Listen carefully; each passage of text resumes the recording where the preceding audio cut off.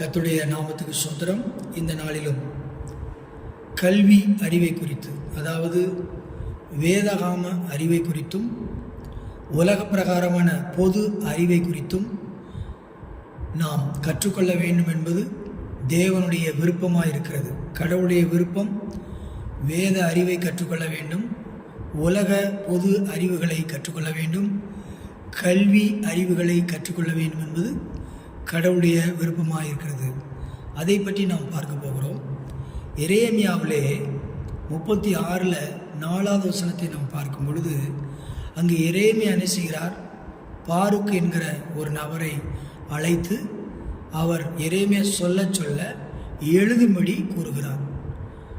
எரேமியா சொன்ன ஒவ்வொரு வாக்கியங்களும் ஒரு நபரால் எழுதப்பட்டு கொண்டே இருந்தது.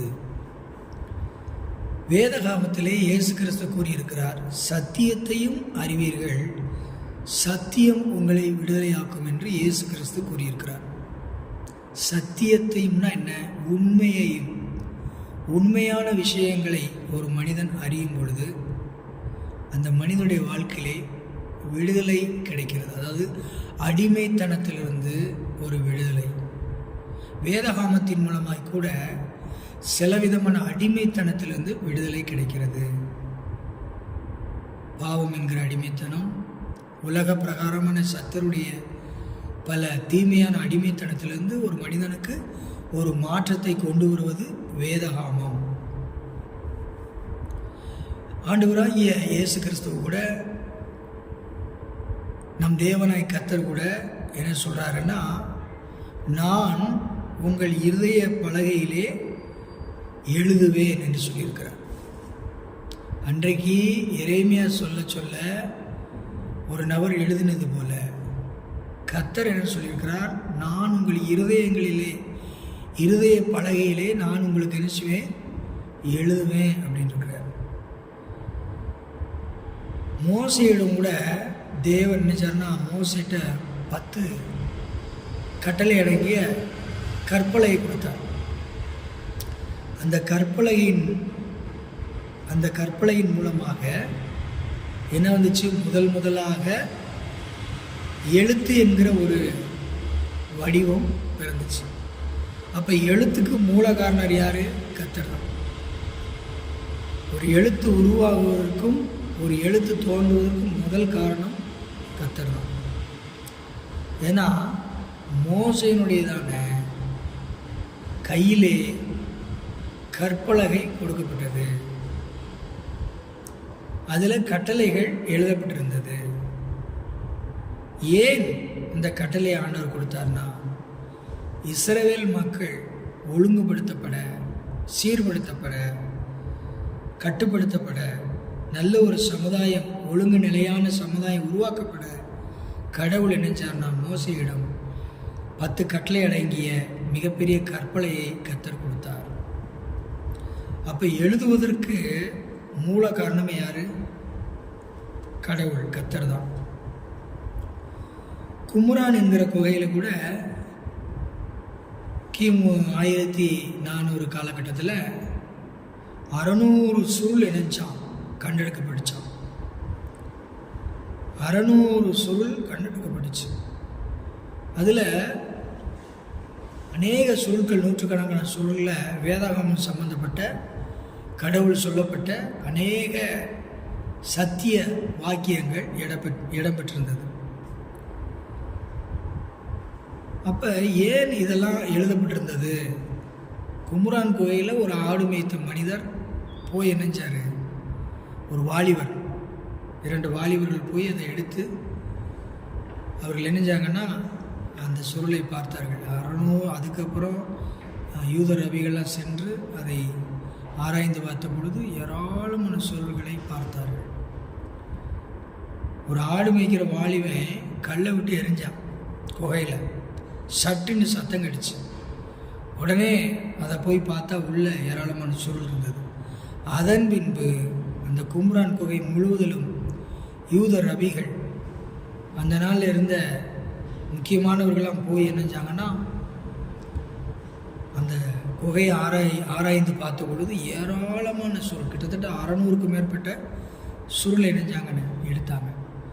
அதில் வேத வாக்கியங்கள் அடங்கிய அநேக சுருள்களை பார்த்து கடவுள் சொன்னது உண்மை, ஏற்கனவே யூதர்கள் வச்சுருந்த வேதமெல்லாம் உண்மைங்கிறத அதை பார்த்து இணைஞ்சாங்கன்னா சந்தோஷப்பட்டாங்க. அப்போ கடவுள் எழுத்தின் மூலமாக முதலாவது நெஞ்சார் மக்களுக்கு கட்டளை கொடுத்தார். அப்போ கடவுளுடைய மக்கள் சீர்படுத்தப்பட, ஒழுங்குபடுத்தப்பட கடவுள் இப்படியாக கட்டளைகளை அவர் நெஞ்சார் எழுத்தின் மூலமாய் கொடுத்தார். அப்போ எழுத்து அறிவு என்பது மிக மிக முக்கியம். கல்வி அறிவு ரொம்ப ரொம்ப முக்கியம். கிறிஸ்தவர்கள் மூலம் கல்வி என்னச்சுன்னா, அச்சிடப்பட்ட ஒரு கல்வி என்னென்னா வேத கல்வி. முதலாக அச்சு இயந்திரத்தின் மூலமாய் உலக அளவில் அச்சிடப்பட்ட ஒரு புத்தகம் என்னவென்றால் பைபிள் தான். நம்ம மிஷினரிகள் கூட இந்தியாவில் கல்வியை கொண்டு வந்தார்கள், கல்வியோடு வேத அறிவையும் கொண்டு வந்தார்கள். அப்போ ஆண்டுடைய விருப்பம் என்னன்னா, வேத அறிவில் வளரணும், உலக பிரகாரமான கல்வி அறிவிலையும் இன்றைய மாணவர்கள், வாலிப சமுதாயங்கள், இளம் தலைமுறையினர் கல்வியை கற்றுக்கொள்ள வேண்டும், பொது அறிவுகளை கற்றுக்கொள்ள வேண்டும், வேதகாம அறிவுகளையும் கற்றுக்கொள்ள வேண்டும். ஏனென்றால் கல்விக்கு வித்திட்டவர் கர்த்தர். எழுத்தை முதலாவது தொடங்கினவர் யாருன்னா கர்த்தர். அதான் வேதம் சொல்லுது, யோவான் 1 ஆதியிலே வார்த்தை இருந்தது, அந்த வார்த்தை தேவனிடத்தில் இருந்தது, அந்த வார்த்தை தேவனாக இருந்தது. அப்போ கடவுள் தான் எழுத்துக்கு முதல் ஆரம்பமே அவர் தான். விசுவாசிகள், இன்றைய கடவுளுடைய மக்கள் வேத அறிவிலையும் வளர வேண்டும் என்பது கடவுளுடைய விருப்பம். நீதிமொழி 2வது அதிகாரத்தில் 3 முதல் 6 வரை நீங்கள் வாசித்து பாருங்கள். கல்விதான் ஒரு மனிதனுடைய வாழ்க்கைக்கு செல்வத்தையும் தீர்க்காயுசையும் உயர்வையும் மேன்மையையும் கொண்டு வருவது கல்விதான் என்று 2000 ஆண்டுக்கு முன்பாகவே சாலமோன் என்கிற ஞானியின் மூலமாக அன்றே இந்த உலக மனித சமுதாயத்திற்கு கல்வி முக்கியம் என்று அன்றே சாலமோன் மூலமாக தெளிவாக கல்வி அறிவை பற்றி, வேத அறிவை பற்றி, நல்ல பொது அறிவை பற்றி கடவுள் அன்று ஞானியாக இருந்த சாலமோன் அரசனுக்கு கடவுள் அறிஞ்சாராம், இந்த வார்த்தையெல்லாம் கொடுத்தார். அப்போ கல்வி மூலமாக தான் செல்வம், கல்வியின் மூலமாக தான் மேன்மை, கல்வி மூலமாக தான் ஒரு மனிதனுக்கு உயர்வு என்பதை குறித்து அன்றே கடவுள் நினைச்சிட்டாரு. சாலமோன் மூலமாக இந்த மனித சமுதாயத்துக்கு தெரியப்படுத்தி விட்டார். அதே போல நீதிமொழி 3வது அதிகாரத்தில் 1-2 வரை நீங்கள் வாசிங்க. அடுத்து நீதிமொழி 3வது அதிகாரத்தில் 13-16 வரை வாசிங்க. அதில் தான் மேன்மை இருக்குது, கல்வியில் செல்வம் அதில் தான் இருக்குது, உயர்வு அதில் தான் இருக்குது. எனவே இன்றைய நாட்களில் படிக்கிற வாலிபர்கள், படிக்கிற பிள்ளைகள், அவர்கள் எதிர்காலம் எப்படி இருக்கும்? மேன்மையாக இருக்கும். எனவே தான் பெற்றோர்கள் கஷ்டப்பட்டு என்ன செய்கிறாங்கன்னா, பிள்ளைகள் என்ன செய்கிறாங்க, படிக்க வைக்கிறாங்க.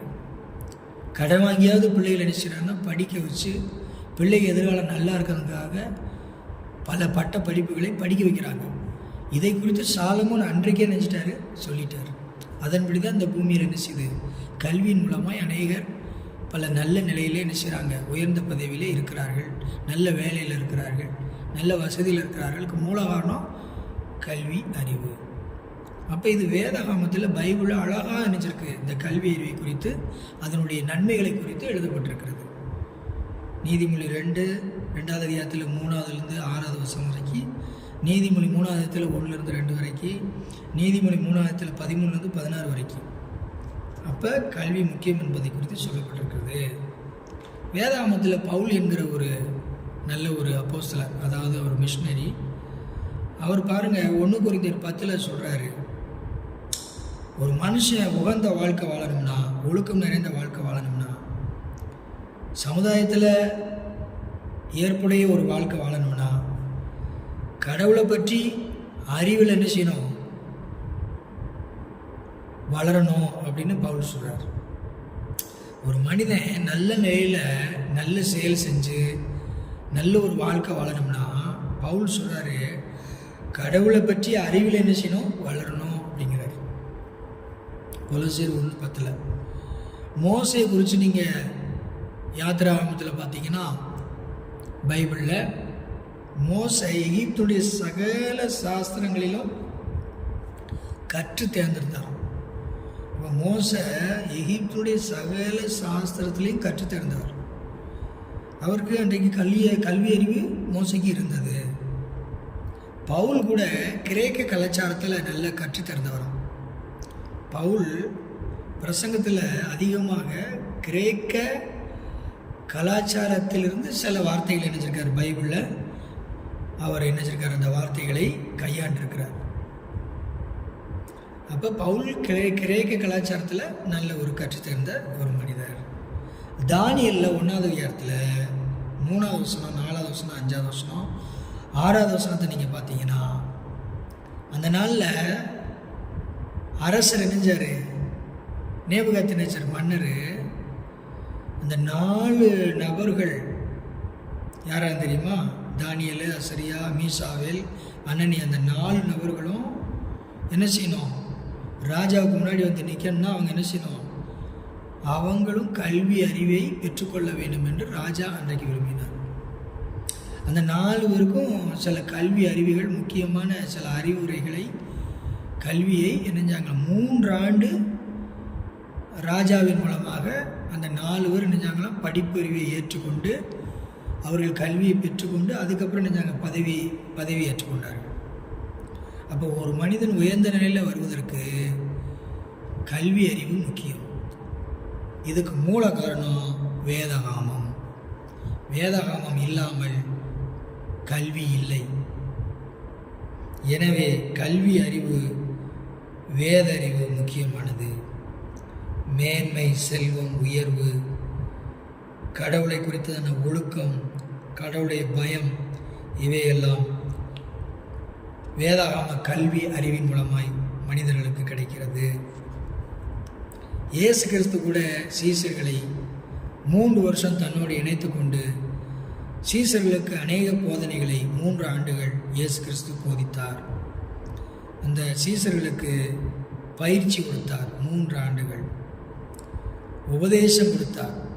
கொடுத்துவிட்டு மத்தேயு 28 சொல்லியிருக்கார், கடைசியில் அவர் போகும்போது, நீங்கள் போய் சீசர்களாய் மாற்றுங்கள், நான் சொன்ன எல்லாவற்றையும் அவளுக்கு என்ன செய்யுங்கள், கற்றுக் கொடுங்கள் என்று சொல்லி இயேசு கிறிஸ்து அந்த நாளிலே சீடர்களுக்கு கட்டளையிட்டார். ஆணையிட்டார். இயேசு கிறிஸ்து சீசர்களுக்கு ஆணையிட்டார். என்ன ஆணை?